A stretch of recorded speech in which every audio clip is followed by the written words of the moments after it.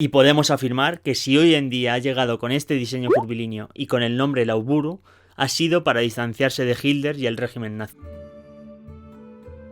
Muchas veces habréis oído historias sobre el origen milenario del Lauburu, que remontan la implantación de este símbolo en los territorios vascos hasta la prehistoria y posteriormente como un símbolo de los vascones. Pues nada de esto es cierto, ya que todas estas son teorías posteriores que pretenden fijar este símbolo en los territorios que ahora conocemos como País Vasco francés o Navarra como un elemento milenario. Y en este canal lo repetiremos machaconamente. Los símbolos que los nacionalismos os venden como antiquísimos son muy recientes, la mayoría de ellos inventados o adoptados a esa nación a partir del siglo XIX. Y antes de hablar del Lauburu, si os interesan las historias del nacionalismo, tenéis por aquí abajo un botón en el que os podéis suscribir y no olvidéis de activar la campanita. El símbolo que hoy conocemos como Lauburu es posible que provenga de la esvástica, un símbolo muy antiguo y extendido prácticamente por todas las zonas del planeta, por Europa, por América del Norte y por África, y que encontramos desde pinturas rupestres y hasta en objetos de la Edad de Bronce. Sin embargo, en estos periodos de la prehistoria o la antigüedad, no se han encontrado esvásticas en los territorios vascos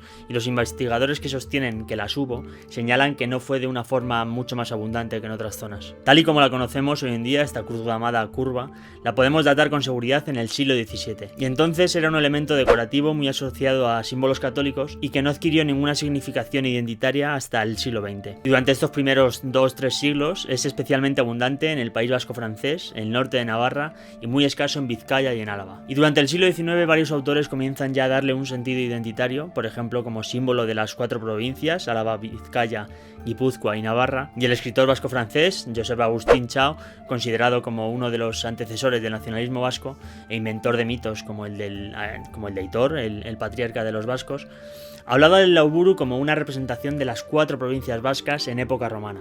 Un auténtico despropósito desde el punto de vista histórico. Al mismo tiempo, también había otras teorías que lo enlazaban con los estandartes cántabros. Pero a finales del siglo XIX, con la palabra Lauburu, que significa 4 cabezas, se identifica tanto a la forma curva como a la esvástica rectilínea que estaba ganando adeptos. De hecho, esta forma rectilínea fue la favorita de Sabino Arana, el padre del nacionalismo vasco, que propuso la esvástica de líneas rectas como la enseña propia del pueblo vasco.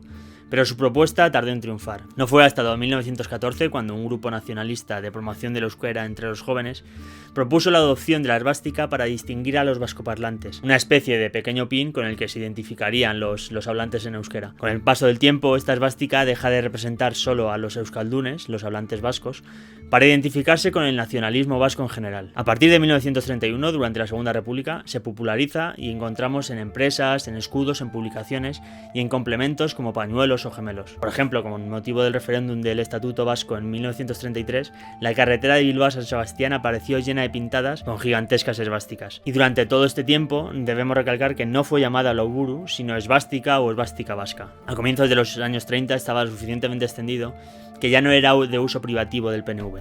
Y Acción Nacionalista Vasca, el primer partido nacionalista de izquierdas, surgido en 1930, incluyó la esvástica en su bandera, que fue aprobada en junio del 32, esta que veis por aquí. Pero con la llegada de los nazis al poder todo cambia, y podemos afirmar que si hoy en día ha llegado con este diseño curvilíneo y con el nombre Lauburu, ha sido para distanciarse de Hitler y el régimen nazi. A partir de 1934 deja de utilizarse la esvástica rectilínea y gana terreno la curvada, designándose casi siempre como Lauburu. Y en apenas 2 años, al comienzo de la Guerra Civil, ya se había impuesto a la esvástica. En Iparralde, en el País Vasco francés, donde no tenía un carácter tan político, sino más bien folclórico muy extendido como souvenir para los turistas, tardó algo más en desaparecer, pero después de la Segunda Guerra Mundial, la forma redondeada sustituye a la esvástica. Y todo esto, como hemos visto con el caso español, era para distanciarse del régimen nazi. Y durante la dictadura franquista no llegó a estar expresamente prohibida, como sí ocurrió con la ikurriña. También durante estos años, la banda terrorista ETA lo utilizó en sus publicaciones y desde la izquierda abertzale se buscó un significado distinto y se llegó a proponer como símbolo de la lucha de clases de una Euskal Herria socialista. Y para terminar, podemos decir que actualmente es un símbolo que se ha sentado como un emblema vasco y que está lo suficientemente despolitizado para ser aceptado por gran parte de la población.